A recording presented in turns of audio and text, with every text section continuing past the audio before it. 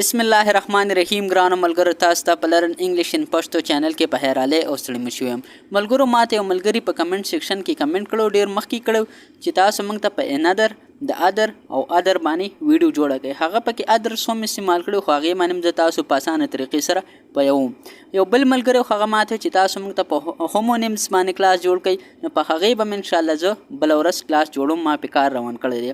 پهله به موږ خبرو کو انادر څه ته انادر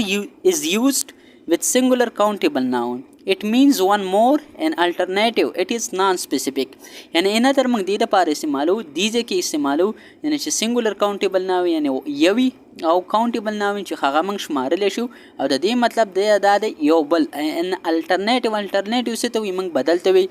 और दा मंग सर यो non-specific दे यानी खास न दे मंग सरा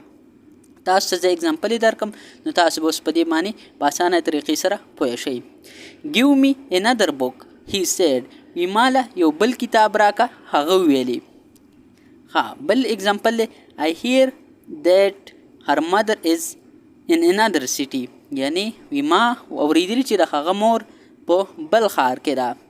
she has another sister یعنی د هغه یو بل خور ده یعنی د another موږ په دې کې استعمالو چې کله مونږ وی چې مطلب مونږ یو سیز مونږ بل راکا اوس مثال خبر تا باندې یو کس یو کپ چې وسکو کنه او ته ورته چې یو بل کپ چې را باندې وسکا نو دی لپاره مونږ څه استعمالو مطلب give me another cup of tea یعنی ته ورته چې یو بل کپ چې هم مال راکا تا یو پهله چې وسکله او به ورته چې مال یو بل کپ چې هم راکا نو ورته give me another cup of tea یعنی another cup of tea یعنی مال یو بل کپ چې هم راکا another موږ د دې لپاره استعمالو چې ته یو کار یو ځل وکي او ته چې مطلب دا ز بهم کوم نه دې لپاره موږ another استعمالو اوس بعد د other موږ سره لپاره استعمالو the other is used with singular noun plural noun countable noun or uncountable noun it means second of two things people or animals یعنی د ادر موږ دې لپاره استعمالو دا موږ سره سنگولر ناون یعنی واحد جمع مطلب پلورل موږ جمع ته وی کاونټیبل هغه ته موږ ویل شي شمارل شي ان کاونټیبل هغه ته موږ چې دا نشي شمارل نو دا موږ دې سره استعمالو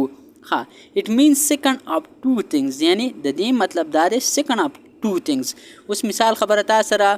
تا د دکاندار نه یو سیز راوړو چپړې دې ته راوړي 8 نمبر دی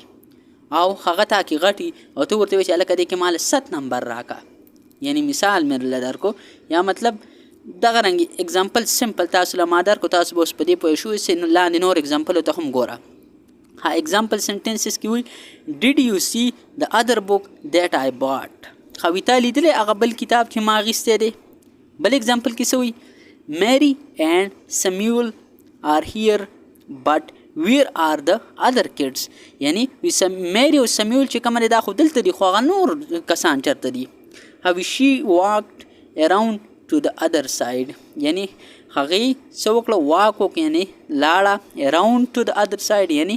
around یعنی اخوا سیټ ته لاړه نو موږ دې لپاره هغه بل سیټ ته لاړه نو دغه رنګي مطلب دا موږ ادر د استعمالول شو تاسو له مال تر چپړو एग्जांपल در کو خره چپړو بنور کوي دا به موږ سره پاره استعمالو it means second of two things یعنی دا به مطلب د یو سیز دویم مطلب دغه به موږ استعمالو مثال خبره ته چې لکه دا عدنان خودلته دی خو هغه کامران څه شو یعنی مطلب دوه ورونه کنه ته چې لکه دا خودلته دی دا به موږ صرف د انیمل او د انسانانو لپاره مطلب په دې ځکه استعمالو اوس موږ سره ادر راځي ادر is used with plural or uncountable noun it means different additional or extra it is non specific ها دا چې کومه ده دا موږ د پلورل ناونز پلورل او یا مطلب د انکاونټیبل یعنی هغه چیز د پاره موږ استعمالول شو چې جمع او یا مطلب هغه موږ سره نشي شمارلې یعنی د دې مطلب سره ډیفرنٹ یا ایډیشنل یعنی ډیفرنٹ څه ته وي مختلف ته وي او ایډیشنل هغه ته موږ وي چې مطلب یو شی را جمع کی یا ایکسترا شی موږ سره مطلب اټ از نان سپیسیفیک نو دا موږ سره خاص نه एग्जांपल سنټنس ته ګورئ ها وی